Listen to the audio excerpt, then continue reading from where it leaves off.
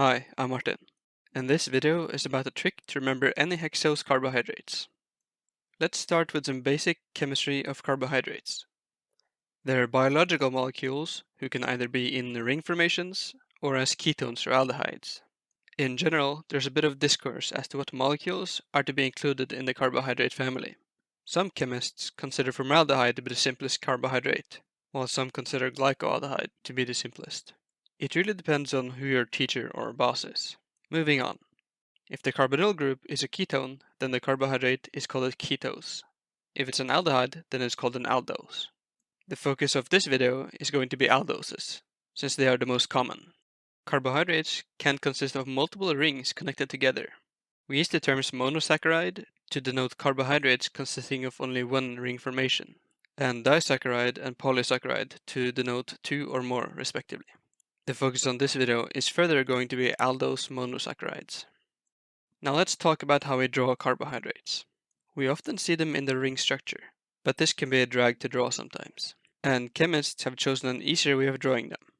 It's called a Fischer projection, which is a way of drawing them in their carbonyl form, like a straight line, where the vertical bonds point away from the plane and the horizontal pointing out from the plane.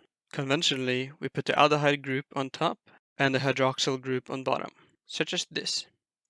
Now, we can simplify even more using only lines and dots. The arrow on top denotes the carbonyl side, and the dot on the bottom indicates the hydroxyl side. And the side at which we draw the perpendicular lines, that's where the hydroxyl groups are pointing. So this D-glucose becomes this line.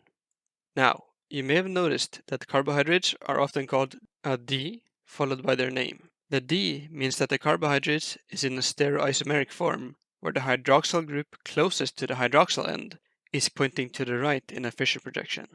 If it's a left-pointing hydroxyl group, then the carbohydrate is in an L formation.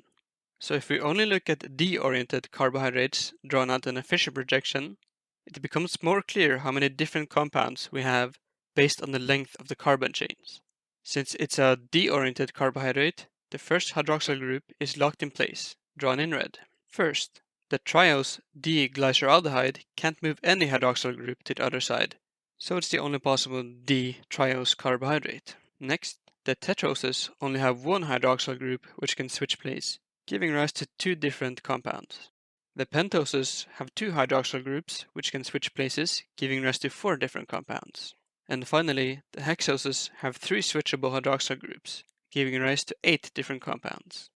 Now, how do we translate any of these hexoses into the ring formations?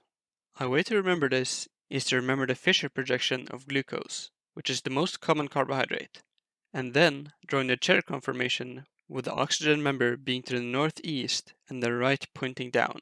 Then you can just remember that for glucose, all its hydroxyl groups are equatorial, with the exception of the carbonyl carbon, which we will come back to.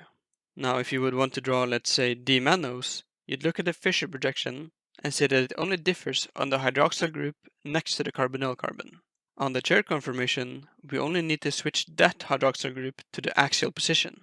So if we count 1, being the carbonyl carbon, and 2, this OH needs to be switched to the axial position, and then we have D-mannose. Then, if we need to draw the L configuration of any carbohydrate, we again start with the glucose. This time, we mirror the chair itself, such that the oxygen is still northeast, but this time the right points up.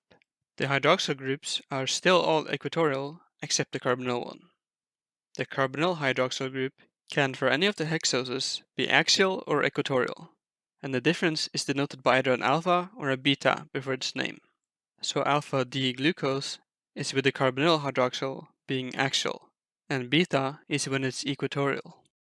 Now let's try and draw the chair conformation of a completely different carbohydrate called fucose, or 6-deoxy-L-galactose. We start by drawing the L-glucose. Then we just look at the Fischer projection and compare glucose to galactose. Galactose only differs on the fourth carbon, so we switch this OH to the axial position. Then finally, we need to deoxygenate the sixth carbon, so it becomes a methyl group.